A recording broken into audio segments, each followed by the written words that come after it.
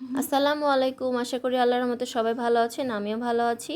আমার বোনের হাতের আজকে স্পেশাল খিচুড়ি খাবো, তাই তেল দিয়ে দিল, সামান্য পরিমাণ আদা রসুনের কুচি, জিরা, আলু, পেঁয়াজ, টমেটো, সামান্য পরিমাণে নাড়াচাড়া করে নেওয়ার পরে এতে দিয়ে দিবে কিছুক্ষণ ভিজে রাখা বুট এবং সেটাকে হালকা বয়েল করে নেওয়া হয়েছে। তারপরে এখন দেওয়া হবে খিচুড়িতে।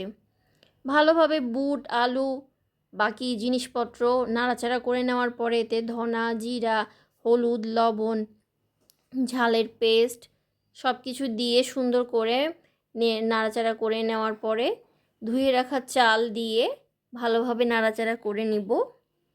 তারপর সামান্য পরিমাণ হালকা কুসুম গরম পানি এতে দিয়ে দিব যেন চালটা তাড়াতাড়ি ফুটে যায়। এই যে দেখেন আমার বোনের রান্না কিভাবে কি সুন্দর করে রান্না করছে। আসলে আমার বোনের হাতের খিচুড়ি যে খাবে সে আরেকবার বলবে আমি আরেকবার খাবো। মোটেও না।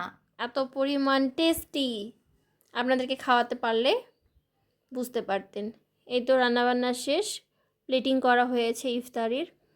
আশা করি আজকের ভিডিওটি ভালো লাগবে।